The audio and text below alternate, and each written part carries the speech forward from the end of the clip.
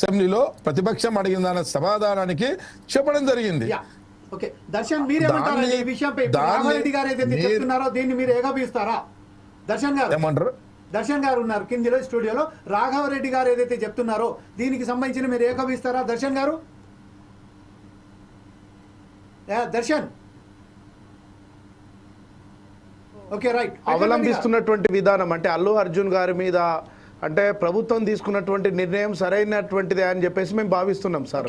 ఎందుకోసం అని అంటే సార్, గతంలో ప్రభుత్వాలు కూడా ఎటు అంటే సినిమా ఇండస్ట్రీ వాళ్ళకు కావచ్చు, డబ్బులు ఉన్నటువంటి వాళ్ళకు, అంటే సొసైటీలో బాగా డబ్బులుండి పలుకుబడి ఉన్నటువంటి వాళ్ళకు ప్రభుత్వాలు ఏం చేస్తాయంటే కొమ్ము కాస్తాయి.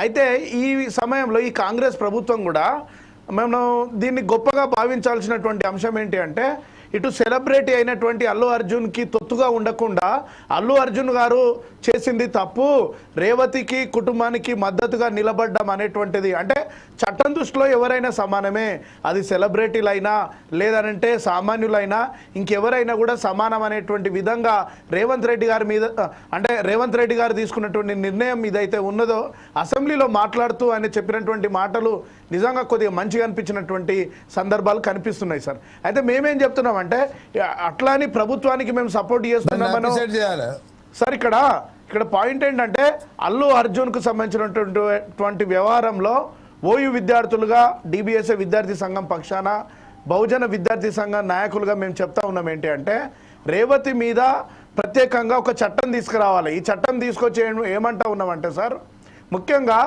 అసలైనటువంటి పాయింట్ ఏంటంటే ముఖ్యంగా అల్లు అర్జున్ గారు కొన్ని అంటే రాంగ్ మెసేజ్ ఇచ్చేటువంటి విధంగా, అంటే రేవతి చనిపోవడానికి ప్రధానమైనటువంటి కారణం మేము భావిస్తున్నది ఏంటంటే అల్లు అర్జున్ గారి యొక్క నిర్లక్ష్య విధానం వల్లనే రేవతి గారు చనిపోయారు. కాబట్టి ఇక్కడ పాయింట్ ఏంటంటే, ప్రభుత్వం కూడా అసెంబ్లీలో ముఖ్యమంత్రి గారు మాట్లాడారు, ప్రభుత్వంకి సంబంధించినటువంటి పోలీస్ పెద్దలు డీజీపీ కానీ, సిపి కానీ, డీసీపీ కానీ, ఏసీపీ కానీ, ఎస్ఐ సార్ వాళ్ళు కూడా అంటే వీళ్ళు ఎవరి వైపు నిలబడ్డరు అనంటే బాధితురాలి పక్షాన అంటే రేవతి పక్షాన నిలబడ్డరు. ఈ సందర్భంగా పోలీసులకు కూడా హ్యాట్సప్ తెలియజేస్తున్నాం. అంటే మనం మంచి ఉన్నప్పుడు మంచిని గౌరవించుకోవాలి, మంచిని స్వీకరించుకోవాలి.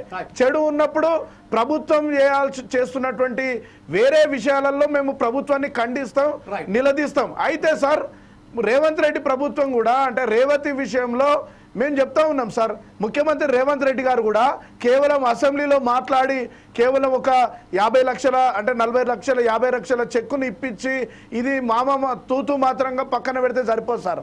నిజంగా రేవంత్ రెడ్డి గారికి చిత్తశుద్ధి ఉంటే, కాంగ్రెస్ పార్టీకి అంత చిత్తశుద్ధి ఉంటే ఖచ్చితంగా అసెంబ్లీలో చర్చ చేయాలా. అసెంబ్లీలో చర్చ చేసి రేవతి మీద ఒక చట్టం తీసుకురావాలి. చట్టం తీసుకొస్తే ఏమొస్తుంది, ఇన్నేళ్ళ సినిమా రంగంలో ముఖ్యంగా ఎందుకు చట్టం తీసుకురావాలంటున్నామంటే, ఇట్లాంటిది రేవతి లాగా ఇంకెవరు చనిపోకుండా ఒక భద్రత కూడా ఉండాలి. అంటే సినిమా అదే విధంగా సార్